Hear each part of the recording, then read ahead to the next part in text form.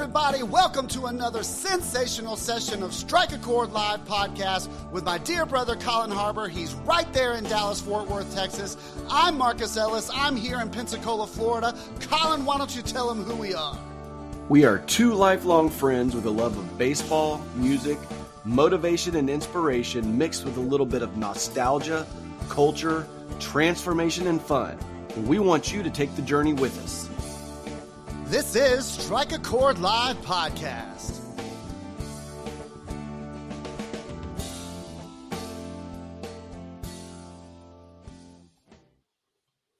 Like a Swiss watch. I mean, just like a Swiss watch, TikTok, baby. We do not have the loop.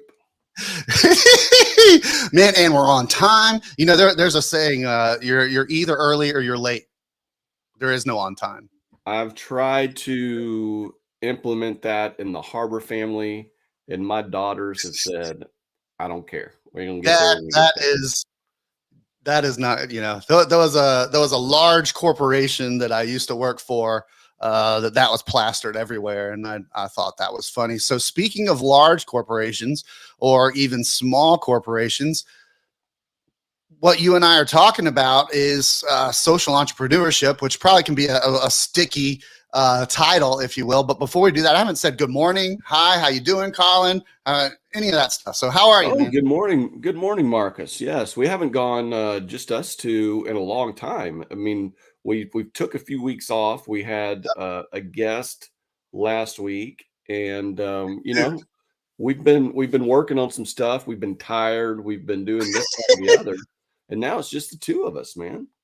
Just the two of us. That's a great song. Doug Stutzman said, "Good morning, guys. Love you." Good morning, Doug. I love you, man. Good to see you. I didn't have the comments up. Thanks, Collin. I haven't personally seen Stutzman in a while. That's just he's been around.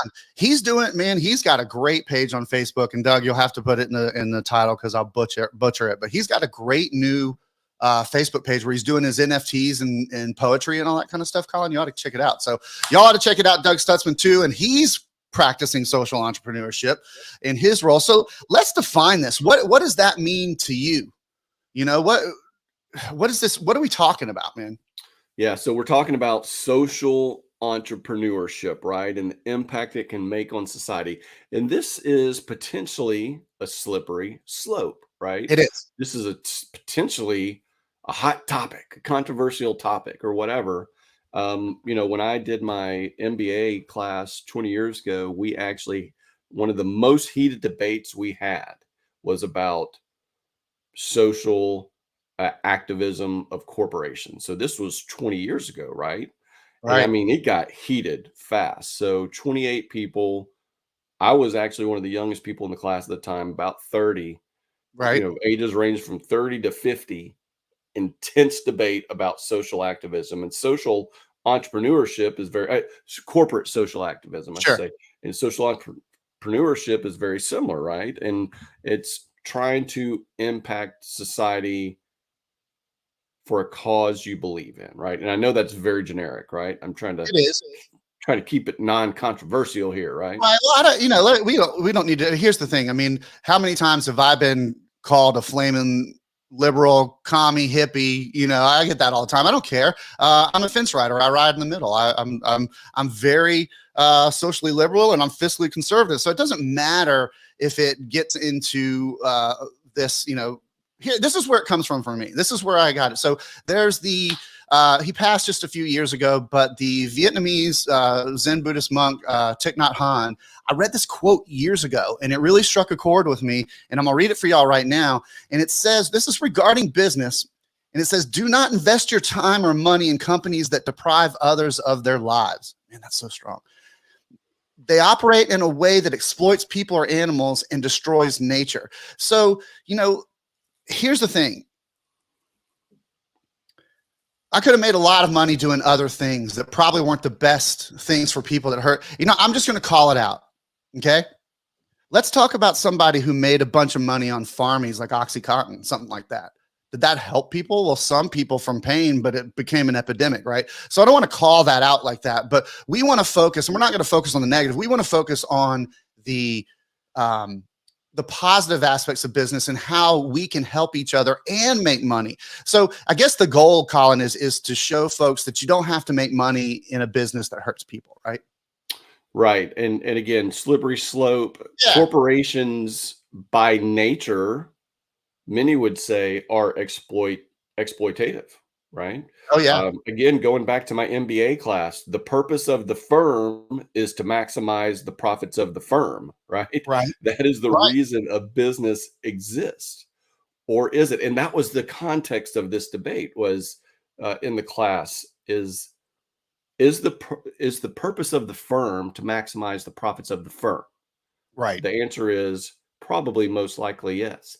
But then the debate was, well, how does social entrepreneurship or social corporate activism, how would that prevent you from maximizing the profits of the firm? I don't Mm. know. We can look at a marketing example recently of a major corporation in America that I'm not sure if that should be considered social entrepreneurship or social activism, where they have a sponsor of their product and the profits of the firm were hit. Right. Now, again, not to get into, and I'm, not to get into all of those topics, but if the purpose of the firm is to maximize the profits of the firm, how can social entrepreneurship impact that?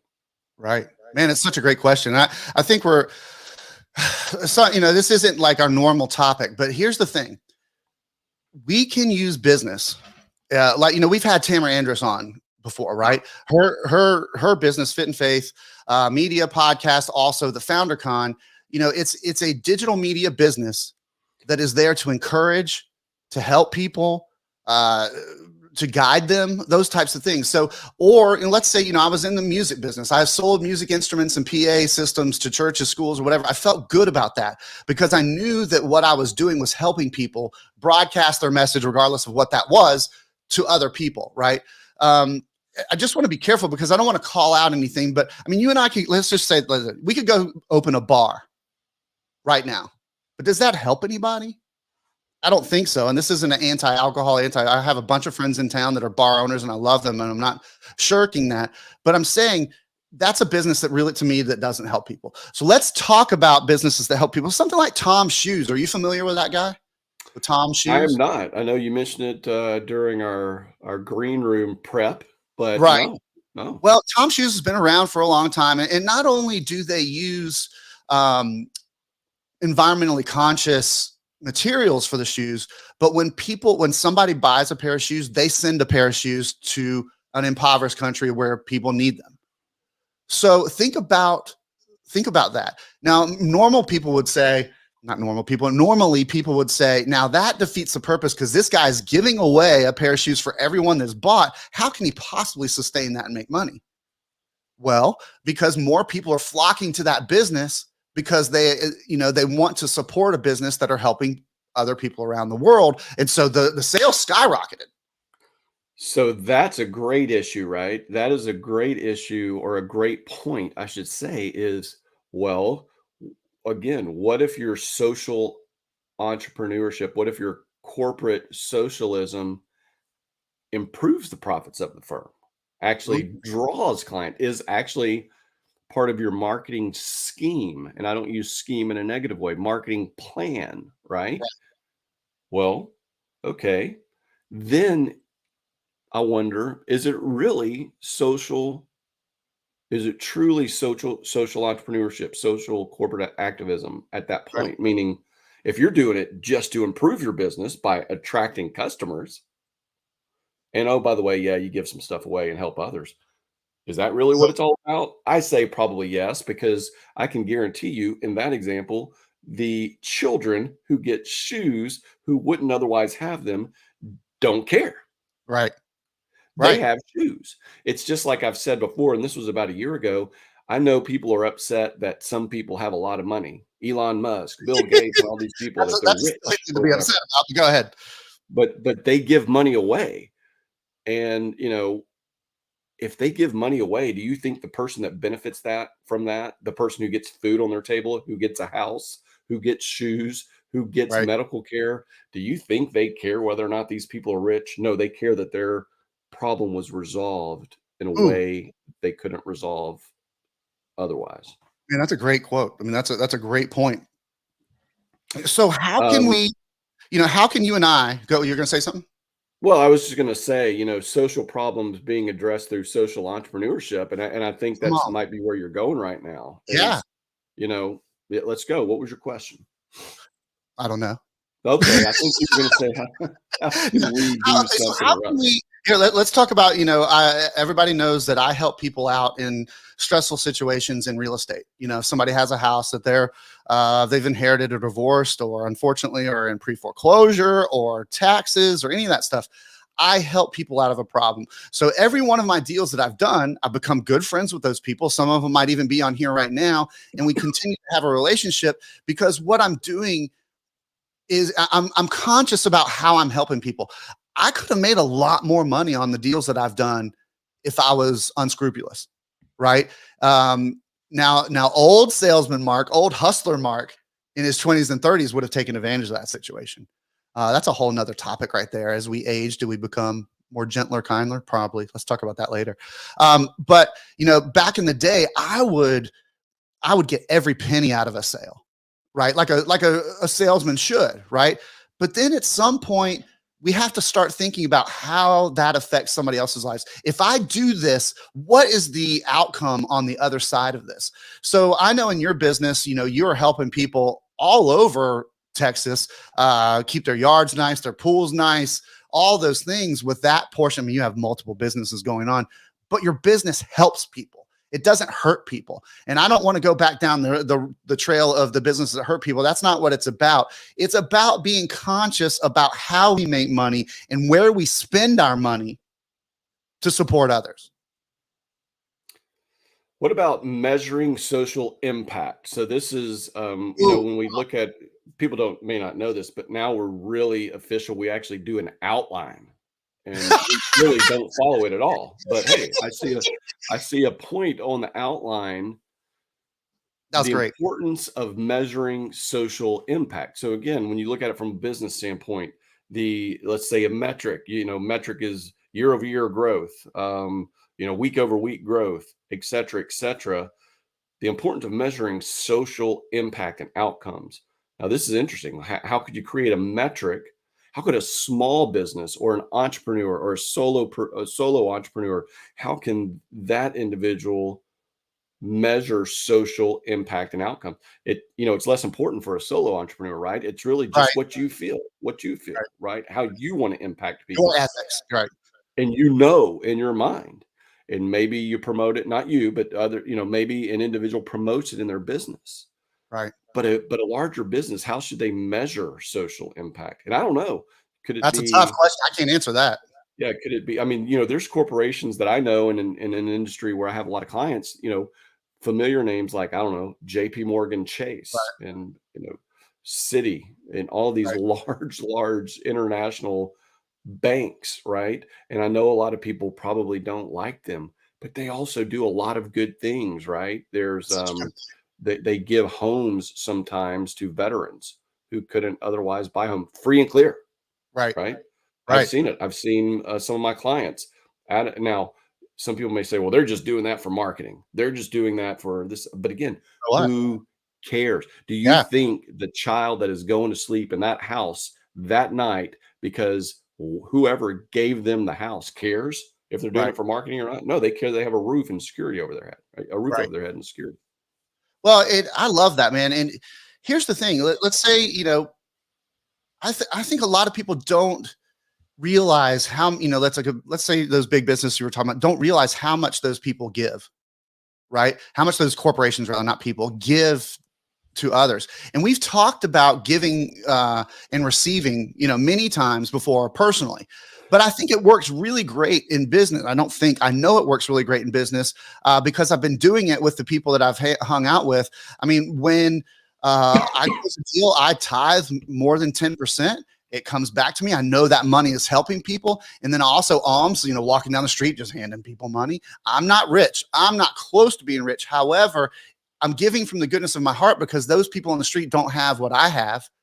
But then the cool thing is it comes back to me, and that's not the intention. But the best part about it in business is that's the way it goes, is the more you give out, the more you receive, and then you can grow your business. It's really difficult for people to realize that, because, you know, you want to look at the bottom line. You want to look at the ROI. You want to look at all of that stuff.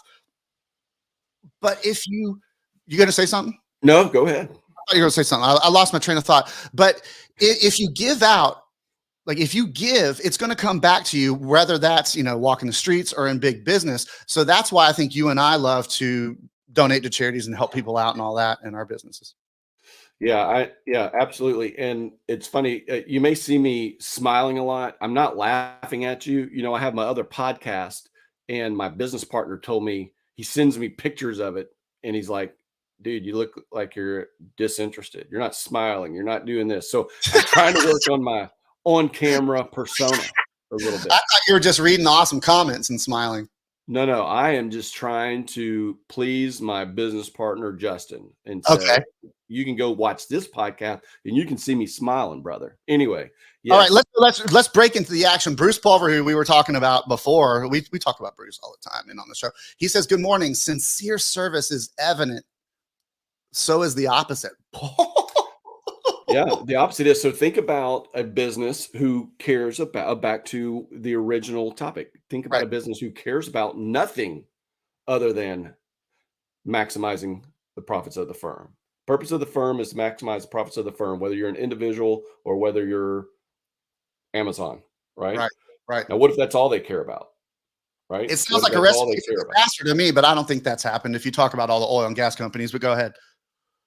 I didn't hear what you said. Go ahead. It's all right. I'm in Texas. You got to be careful. You don't talk about oil and gas companies in Texas. I'll mess with Texas. I'm just kidding. I really don't care. I think everybody's up for scrutiny all the time, right? So the other thing is, can you really impact somebody, right? Can you really impact? What's that?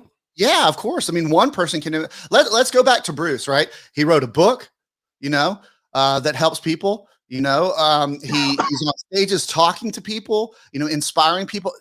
Man, we were talking about that. What a great gig. What a great gig to travel across the country and inspire and encourage people. Talk about a business that helps people. Hey, Peggy Gosman, good to see you. Love you. That helps people, that encourages people. You know, actually, let's do this. My verse this morning of the day was, therefore encourage one another and build each other up, just as in fact you are doing. 1 Thessalonians 5:11. Man, you and I are encouragers. That Doug Stutzman is an encourager. Bruce Pulver is an encourager. That's what we do. So how can we transfer that positive encouragement, that thing, into our businesses and still be massively successful, but still massively help others? That's the thought. Does that make sense? And it's tough. I mean, it's tough because I'll tell you, for the longest time, I thought all this social activism of corporations, of businesses, or whatever, activism, not using that in it comes across as a negative word, but I thought it was a little bit silly. Right. Because again, I wanted to be business guy, and business guy knows the purpose of the firm is to maximize the profits of the firm. Right. But you can have a business. You've given a couple of examples of people, even a former guest on our show, Tamara, and how the social entrepreneurship can impact others, right? Right. And people can go watch her video clips or her Instagram media, baby, man, and other things, and it's kind of heartwarming, right? And part of that is essentially just making people feel good. Right. Doesn't mean you give them a pass on things, but making people feel good. What about the bottom line is, Collin, is that what we're talking about is, how do we run a successful business and then make an impact and help people? Right. And then how do you, well, we're not going to go there today, but what if you make somebody mad? Ooh. Well, that's a whole nother show. What if my cause is something that Mark Ellis doesn't like?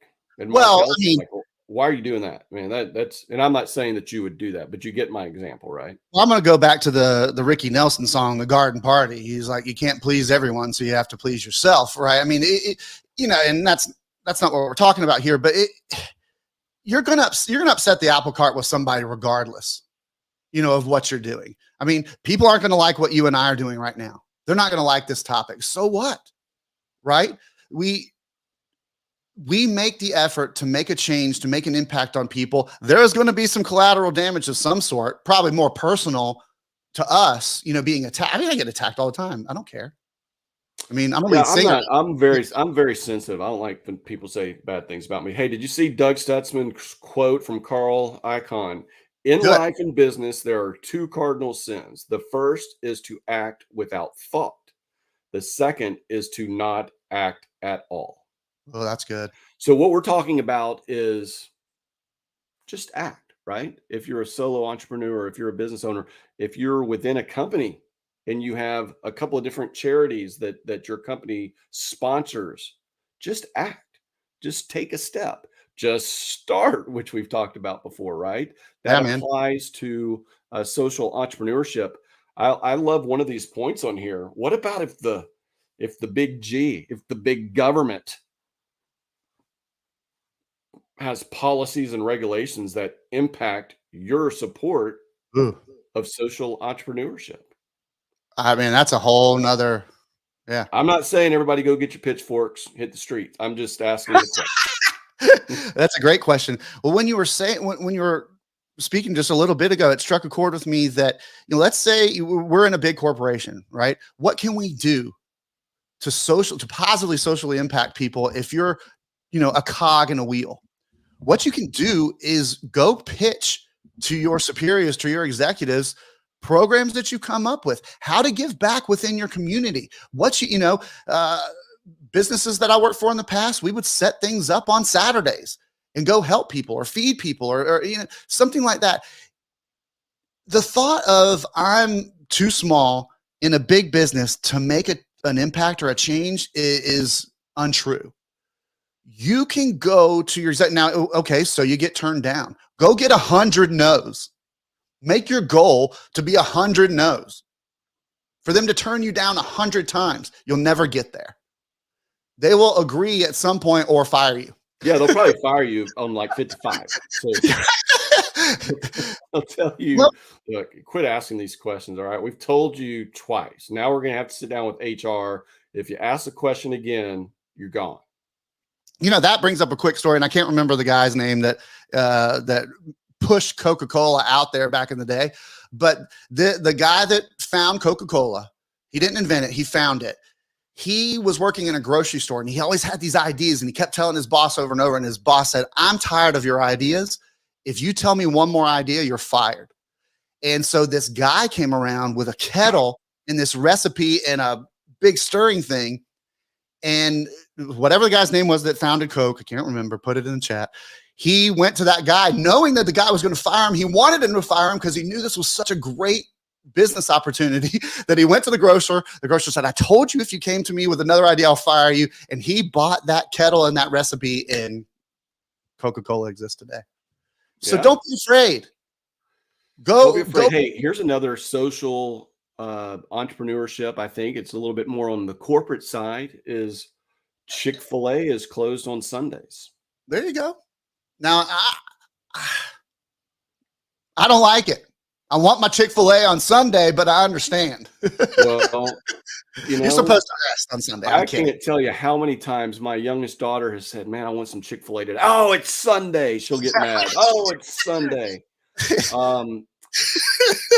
But that's maybe the best example of the dichotomy, for lack of a better word, of the purpose of the firm is to maximize the profits of the firm versus we want to make an impact on our beliefs. And part of our beliefs are that we're going to lose one day of business every week, right? Think about that, though.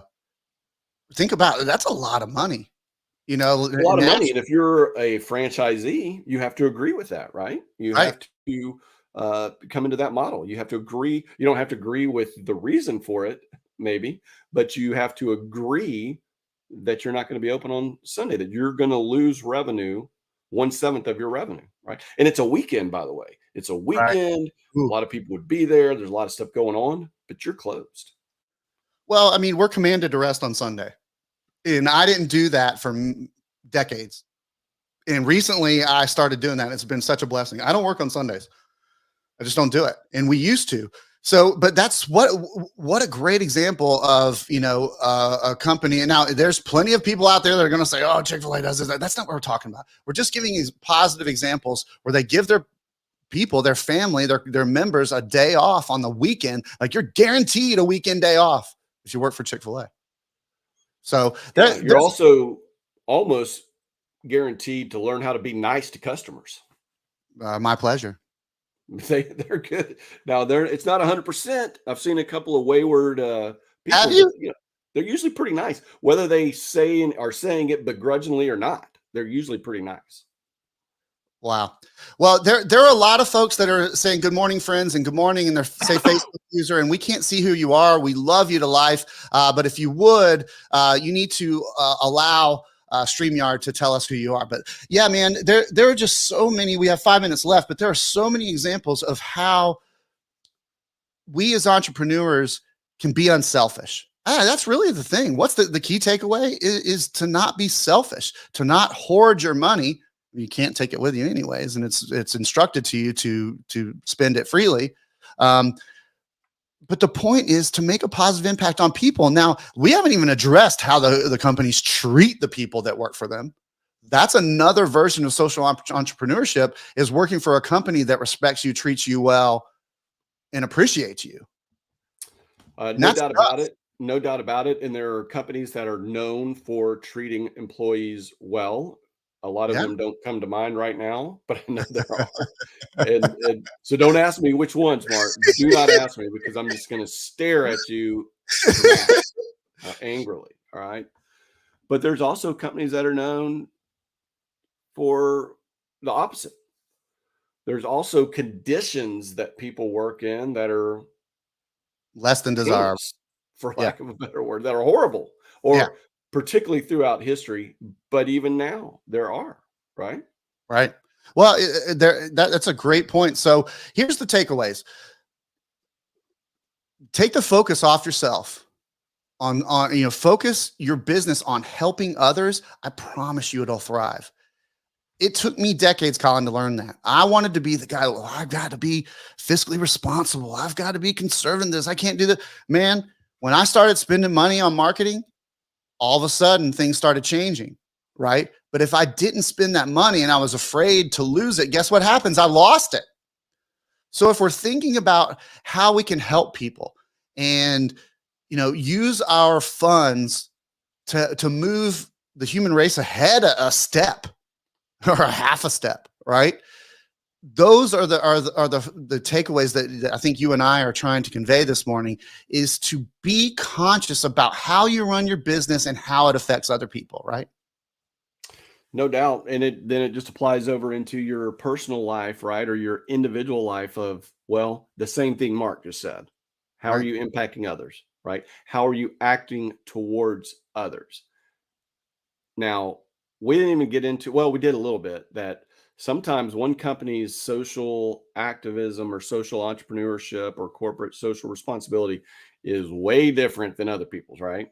And so sometimes you just got to pick it and go with it, right? And maybe and flow with the times. Like I said, you're going to make some people mad sometimes, right? And I guess who cares? Right. Well, I want to acknowledge Doug. He put up, it's John Pemberton was the guy that sold the recipe to Ada Griggs Candler in 1888 was Coke. That was my Coke story. So he put the names up there, but that's a great story. $238.98. Sounds like a pretty good deal. Can you imagine? And the money back then, that was a lot of money. That was the guy's life. Money. But man, I like me some Coca-Cola. The other night on the way to my daughter's soccer game, I was like, I need to get a Coke, It's so funny. We've never mentioned so many corporations and companies. Like, hey, we've got all these, people don't know now, we've got all these sponsors. So these are all, we get all of our deposits this week. So we had to get them all in. Yeah. I hope we don't get sued for some of the stuff we said, but getting blood from a stone is pretty tough. And I'm just kidding. Obviously people, well, I know that, but we have no sponsors. So if you want to sponsor this podcast, yeah, that's a great idea. If you want to get sponsors, you can reach us at just go to our YouTube page and send us a message or something. Yeah, hey, Chick-fil-A, hey, Tom, we need sponsors. We'll talk about you twice per week for the next year. Yeah, right. All right. So what did Bruce just say? He said ish versus less. Insert self at the beginning where our business is focused. That's really good. Ish versus less. Here we go with the word workshop, the word shops. Above the chatter, our words matter, baby. Above the chat. Well, I think you got it wrong one time. No, I got it wrong a bunch of times. I know we're done here. We're wrapping up. But what is it? Oh, acrostoic. When you called it acrostoic, that was yeah, I call it acrostics, acrostoic. I call it a bunch. It takes me a little bit. Hey, I use my own words too. I don't care, right? I'm kind of like George Bush, the son, right? When he just starts making up words as the president, that's greatness, right? You just all right. So look, I'm president of the United States. I can just make up new words if I want to. Well, yeah, that's true. That's true. Oh, come on. Now you're going to make me go down the rabbit hole. But before I'm losing my train of thought, and I want to say this. We've had a session on speaking things into existence. And before we close, I'm going to speak into existence. Man, the Collin, Harbour, Marcus Ellis, Bruce Pulver Southeastern Speaking Tour of 2023. Man, stay tuned. Because we were talking about that, you and I are going to do some tandem speaking. We're going to be on stage together, encouraging people. And we shouldn't even put that out. There's nobody else doing that. There's nobody else like going out as Donnie and Marie. I'm Marie. You're Donnie. Who's Marie? Well, are you a little bit country or are you a little bit rock and roll? I'm not country. Yeah, I'm not going to. I may sound like it, but I'm not country. So I just dated myself. We're both rock and roll. The kids are going, who in the world is Donnie and Marie? Penn and Teller. Nope. I don't know. But anyways, this has been a great session. Look, when you're spending your money, when you're supporting a business, just think a little bit. Doug Stutzman said, add me. All right. We got the quadrant going. We got 4 of us on the tour. Let's go, Doug. Be conscious about how you spend your money. And then if you're starting a new business or you're part of a large corporation or, you've been doing something for a long time, think about how you can shift. Think about how you can, just make a minor adjustment to make a positive impact on somebody in your business. And if you're part of a big corporation, come up with a bunch of ideas and go to your executives and say, I'd like to implement this. This will increase our ROI. Yeah, that reminds me, you talk about increments, and I know we got to go. No, I'm fine. What about like where was I? I was somewhere the other day, and it was like your bill is $10.83. Would you like to round up to an even dollar? I always do it. Yep. And that is now at Walmart. It pops up. Do you want to donate $1, $3, $5 to feed the children or whatever? This food church. Hit $1. You will never notice it. You will never notice it. And I know everybody's under different financial constraints. I'm not implying that everybody's got over. You will never notice it if you hit $1 or if you round up every time you pay a bill. And I know we got to wrap up, but a lot of people would say, I don't know where that money's going. I'm not going to do that. I don't know where the money's going. And it